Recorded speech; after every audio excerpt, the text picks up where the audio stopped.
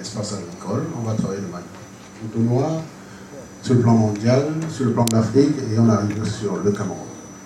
Nous allons parler également de la population africaine en consommation, du potentiel africain, les paradoxes, et des OGM, si c'est une solution ou bien c'est toujours un problème, et s'il existe des mesures pour favoriser l'agriculture africaine et réduire les coûts afin qu'elle contribue à la croissance économique. D'abord, l'espace agricole. L'Afrique, comme tout le monde le sait, hein, ça c'est, on n'en parle plus, hein, c'est 60% des terres non cultivées du monde, 37% des terres arables avec des sols fertiles, des main-d'œuvre, l'abondance de soleil, le potentiel pour devenir un grand exportateur mondial des produits agricoles. Ça, on le sait. Quand on parle des terres disponibles en Afrique, on peut regarder ce schéma. Effectivement, vous voyez ici, sur 445 millions d'hectares de terres disponibles, l'Afrique à elle seule dispose de 202 millions d'hectares. Et quand on regarde également l'agriculture, comment elle est pratiquée de manière moderne ou traditionnelle, on se rend compte également, je m'intéresse toujours à l'Afrique, que l'agriculture traditionnelle ici, avec cette couleur, et se retrouve plus dans l'Afrique subsaharienne. Ce tableau que tout le monde connaît présente un peu l'Afrique, la surface de l'Afrique, qui est de 30 221 000 km². Et en Afrique, on peut loger plus de 10 pays. La Chine, les États-Unis, tous ces pays que vous pouvez voir ici. On peut les loger tous en Afrique, sur le plan d'espace. Maintenant, la population de l'Afrique. Que représente la population de l'Afrique? En l'an 2050, on estime que la population sera à peu près à 8 milliards. Donc, 2 milliards uniquement pour l'Afrique. Voilà ce que les statistiques sur le plan mondial indiquent. C'est la source des États-Unis, des Nations Unies, pardon. Et également l'évolution de la population. On se rend compte qu'entre 2000 et 2080, on voit ici, la croissance de la population sera plus forte en Afrique qu'à partout ailleurs. Et regardons également le pyramide des âges. Comment ça évolue en Europe? Vous voyez ici, entre 2000 et 2050, comment la population va évoluer en Europe. La pyramide des âges va évoluer en Europe. C'est complètement inversé. Ce n'est plus une espèce de pyramide telle qu'on le dit, c'est plutôt l'entonnoir. Et au niveau de l'Afrique, voilà exactement la même chose. En 2050, il y aura toujours une population inférieure à 40 ans.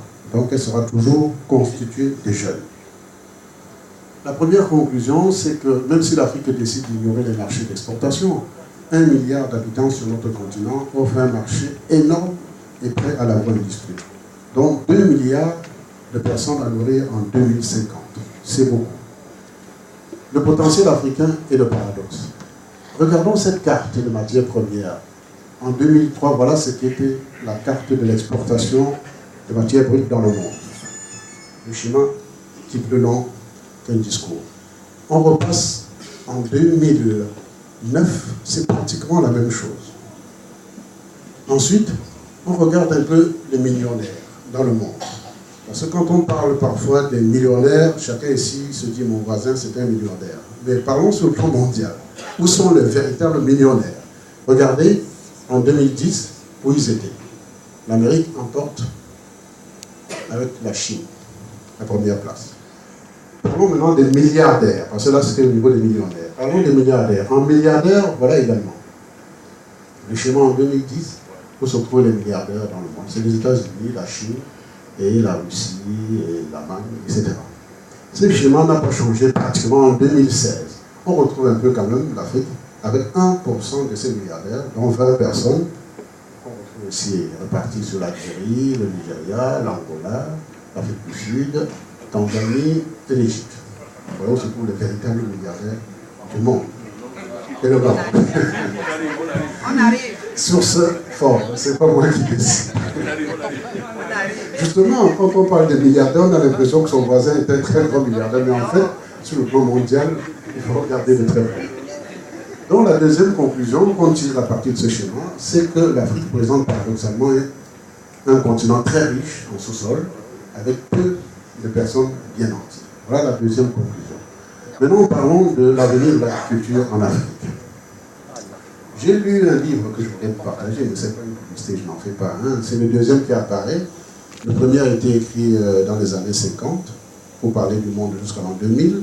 Et ça, c'est le deuxième qui a été écrit par le CIA, avec les préfaces du professeur Flore Vasseur, qui parle du monde vu en l'an 2030.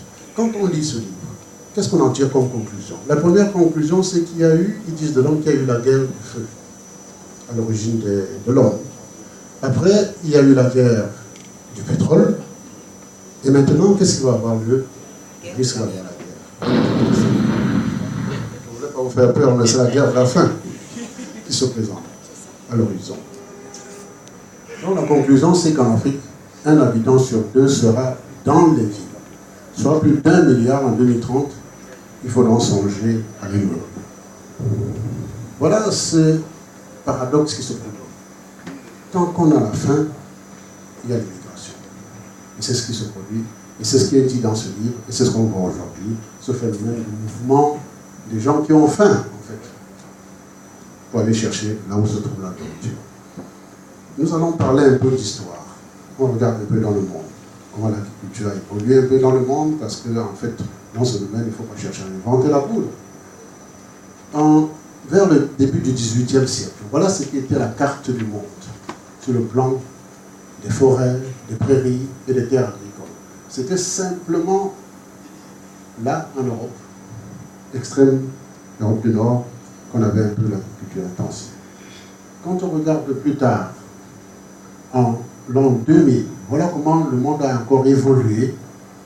On retrouve les terres agricoles bien cultivées en Europe, en Amérique latine un peu, et un peu par-ci en Afrique. En 2050, voilà ce qui se passera. L'Afrique devra se développer et avoir des terres agricoles. C'est ce qui est prévu. Mais comme ces terres agricoles aujourd'hui ne sont pas encore exploitées, il se passe ce que les Anglais appellent le scramble for the land, c'est-à-dire une riée vers la terre agricole que nous sommes en train de connaître aujourd'hui. Et ces pays développés viennent vers l'Afrique pour faire ce que nous devons faire, si nous ne le faisons pas. Il y a pas mal de conventions qui ont été déjà signées dans certains pays, on envoie ici les chiffres dans ce monde, et qui montrent déjà la ruée vers l'Afrique pour utiliser nos terres agricoles. Existe-t-il des solutions? Nous avons parlé des OGM. Certains n'en veulent pas, d'autres en veulent, mais je peux vous dire déjà que même ceux qui n'en veulent pas, le jus que vous venez de prendre dehors, là, c'est sûr que ça vient de l'OGM. Si on en prend, on serait déjà tous morts. Donc, est-ce que c'est une solution? Est-ce que c'est un danger? Est-ce que l'Afrique fera-t-elle un saut de tabou? Là, on se pose la question. Vous voyez ici la courbe d'exploitation des OGM dans le monde. Ici le total. Ici les pays industrialisés. Et ici les pays en voie de développement. Donc, 3 pays en Afrique, de manière intensive, pratiquent l'agriculture de l'OGM. Maintenant, existe-t-il des mesures pour favoriser l'agriculture africaine et réduire les coûts? Dans ce domaine-là également, nous allons faire un peu d'histoire pour regarder comment les autres pays s'en sont tirés. Nous avons pris 3 pays simplement, on peut en prendre plusieurs, mais dans l'ensemble, vous remarquerez que l'agriculture a été à la racine de tous les développements dans le monde entier. Si on se passe de l'agriculture, on ne pourra pas avancer. Regardons le cas des États-Unis. À l'ère précolombienne, on a connu l'esclavagisme, quand les pionniers se sont déplacés en Amérique, et qu'ils n'ont pas trouvé les gens, les Indiens, qui se sont opposés à l'exploitation de terre, qui se sont fait, ils sont venus chercher nos ancêtres pour cultiver leur terre. Ils ont fait donc, au début du XVIIIe siècle, avec des parcelles qu'ils ont distribuées aux pionniers, et qui étaient ce qu'on appelle des open fields, de grands terrains bien larges, et tout, tels qu'on peut en voir ici. Voilà le schéma de l'agriculture pratiquée en Amérique. Au niveau de la Chine, on a connu l'ère du temps Mao avec la monoculture du riz qui a été pratiquée pendant longtemps. Même quand vous mettez les fleurs sur votre fenêtre, si ce n'était pas du riz, on vous punissait. Donc ça, c'était imposé. On revient au cas de la France. Après la Deuxième Guerre mondiale, il y a eu ce qu'on a appelé le plan Marshall, qui a fait apparaître des stocks de matières premières, des stocks d'agriculture en France.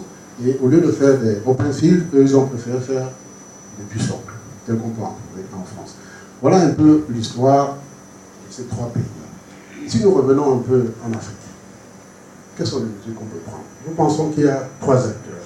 D'abord, le gouvernement, ensuite le secteur privé et enfin la population agricole. Si on ne tient pas compte de ces 3 éléments, vous êtes en déséquilibre. D'abord, le gouvernement. Que peut faire le gouvernement?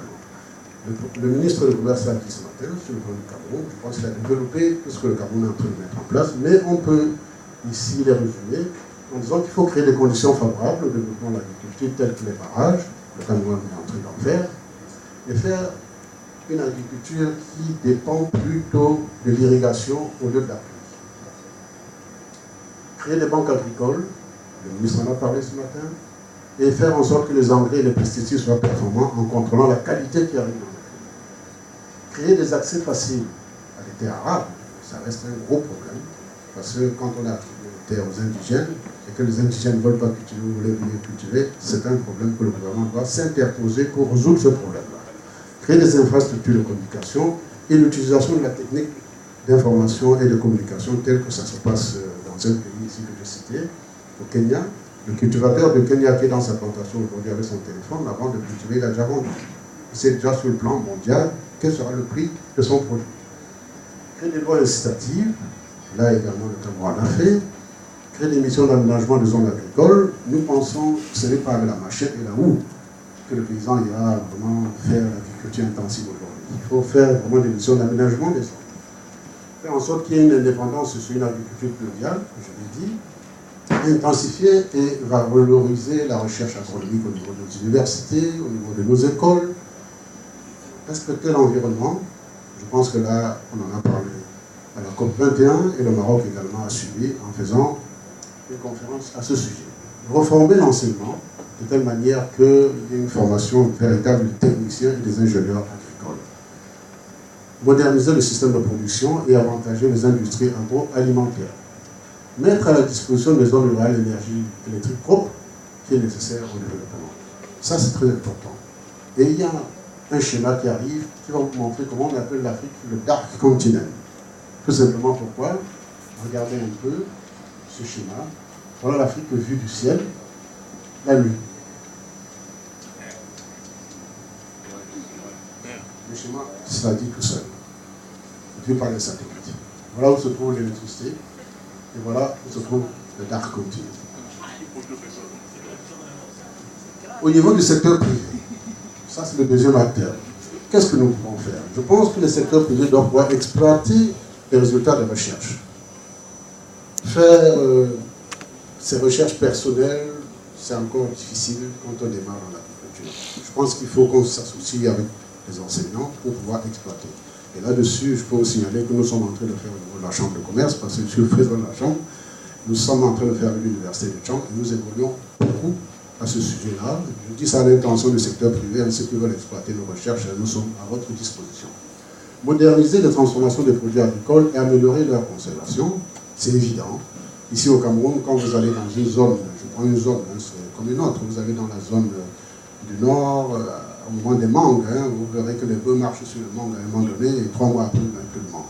Vous allez à Fumbot, c'est la même chose, les bœufs mangent les carottes le soir, quand vous passez, parce qu'on ne sait plus où les mettre, il y en a trop, et 3 mois après, il n'y a plus de carottes.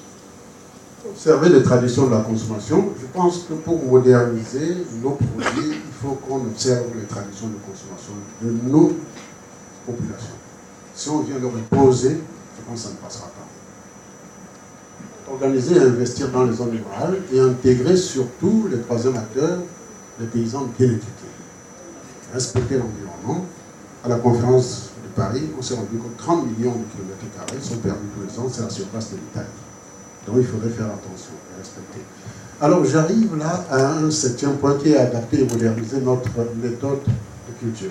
Je vous prie d'observer cette gentille dame. Elle est dans sa plantation, elle cultive avec les mains,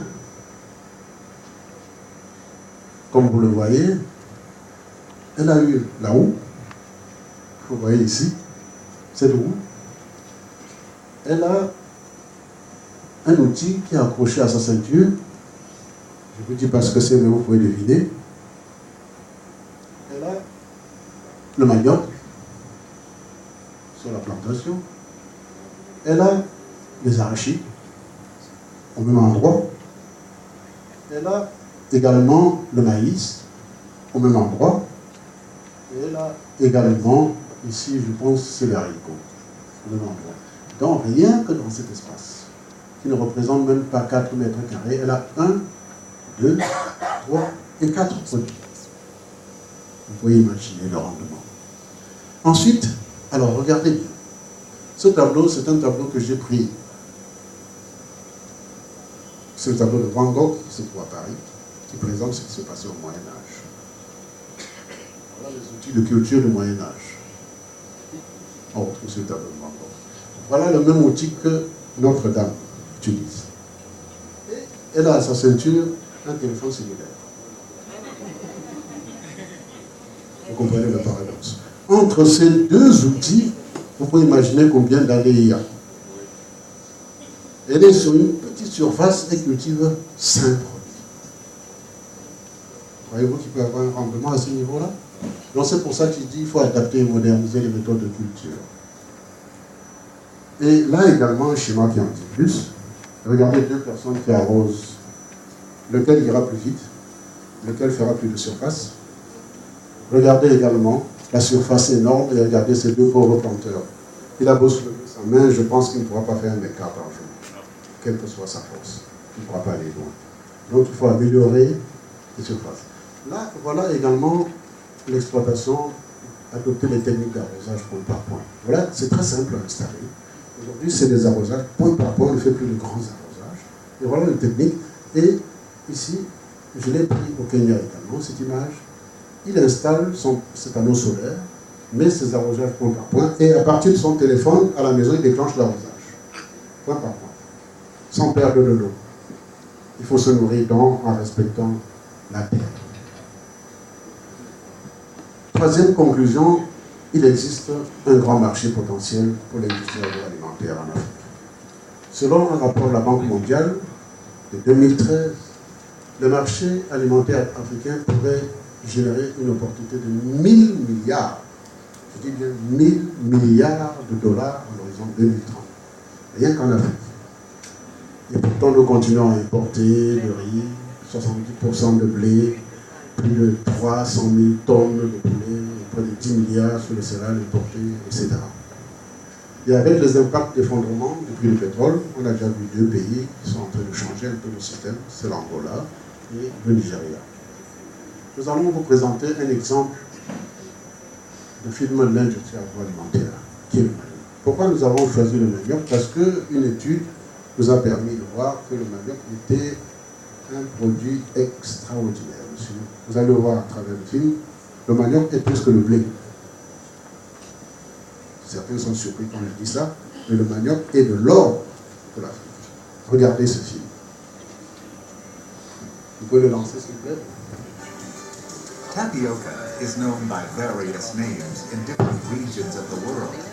In Europe and the United States, cassava is the term usually applied to the roots, and tapioca refers to the starch and starch derivatives. That looks like a small tree, some 10 feet tall. The starch is extracted from the tuberous roots, which are typically 3 inches in diameter and over a foot long.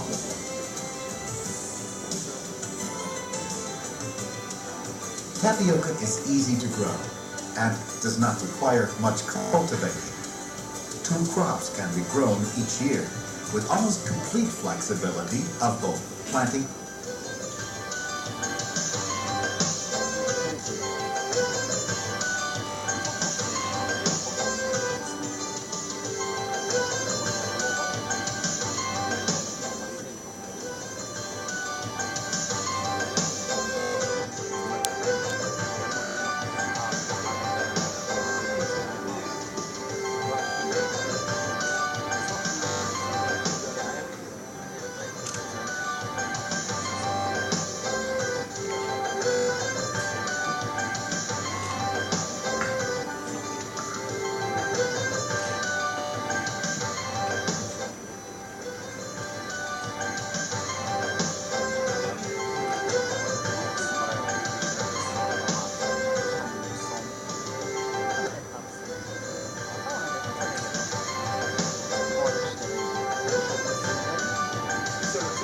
Ici, c'est le dessouchement.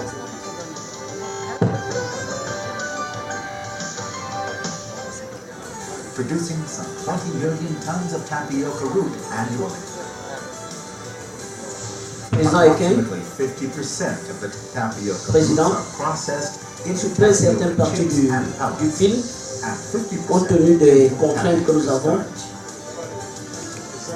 starch. Most of these products are for export.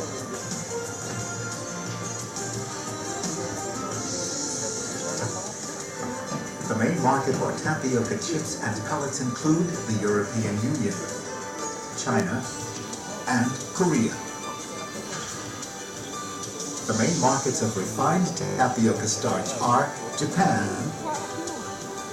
Taiwan, the United States, Singapore, and Hong Kong.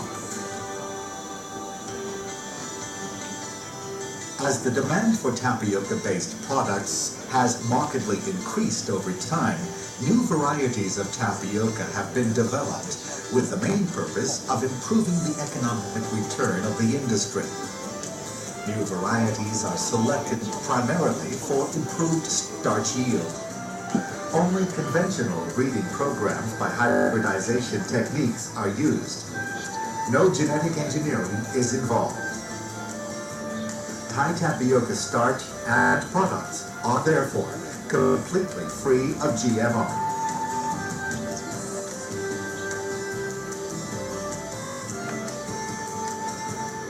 Tapioca products are applicable in many types of products.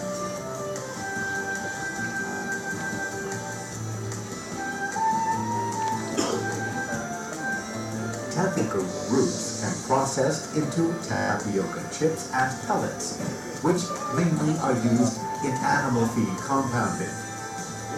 Tapioca is also an alternative raw material for producing liquor as well as industrial and medical alcohol. Food. Tapioca starch is widely used in making foods. Native tapioca starch is used in thickening agent.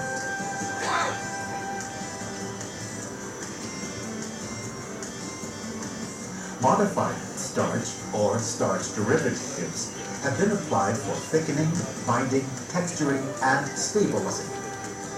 The range of food products using Thai tapioca starch includes canned food, frozen food, dressings, sauces, and infant food.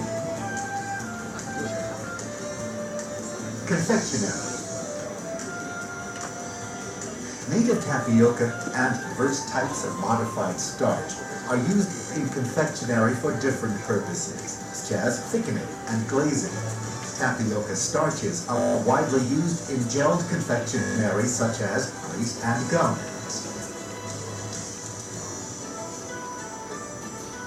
Monosodium glutamate, or MSG. Tapioca starch is a common feedstock for making MSG in Asia. Président, il risque de rester rien que 30 minutes à notre panel.